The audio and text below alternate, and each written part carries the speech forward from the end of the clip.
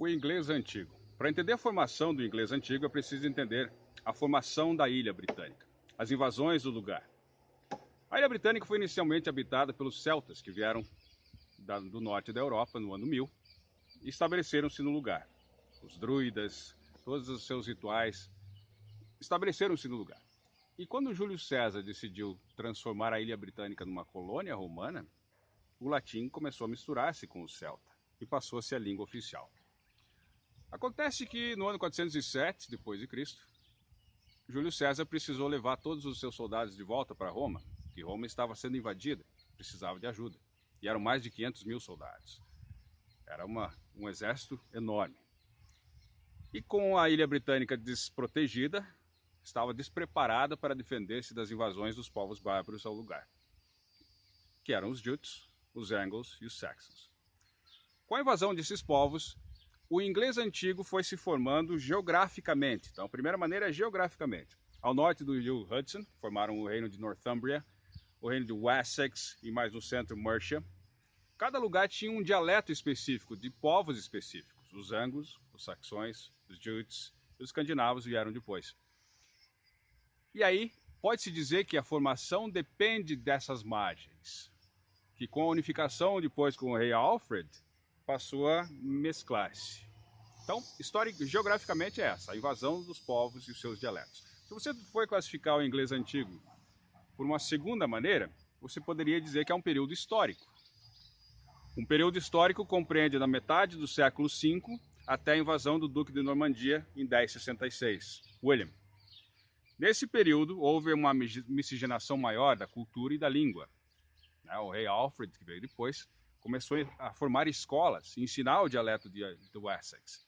E também em Northumbria, Caedmon, um dos primeiros poetas, o primeiro registro que se tem de literatura, The Venerable Bede, também contribuiu para que a língua fosse escrita, fosse registrada. Então, historicamente, é da metade do século V até 1066. Se for falar de uma maneira genética, o inglês antigo vem da família do indo-europeu, das tribos germânicas. Então ela é uma língua também germânica e tem essa base. É a mesma base que existe lá na Escandinávia, na Islândia, na Suécia, na Dinamarca. Todos esses lugares compartilham com o inglês a mesma base. Mas também é interessante saber da maneira tipológica. Né? A maneira tipológica que o inglês adquire é que ele tem uma sintaxe própria. Ele tem um vocabulário próprio.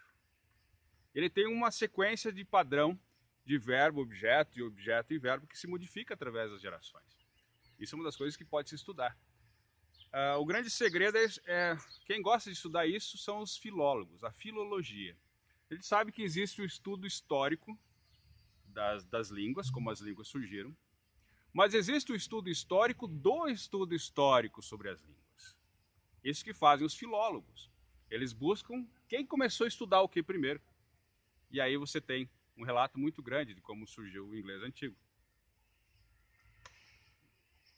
E depois do ano 1066, claro, com a introdução do francês arcaico, ele já vinha com o latim e o celta misturado com os vários dialetos, a partir do 1066. Então é um novo período que vai dar origem ao inglês medieval, que vai chegar até Chaucer, o primeiro que a gente vai estudar.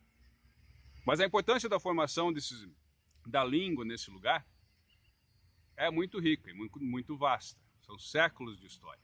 Então, para se entender isso, precisa entender um pouco da geografia do lugar, precisa se entender um pouco da genética da língua indo-europeia e germânica, e precisa entender a tipologia textual da miscigenação dos gêneros e dos textos e das línguas.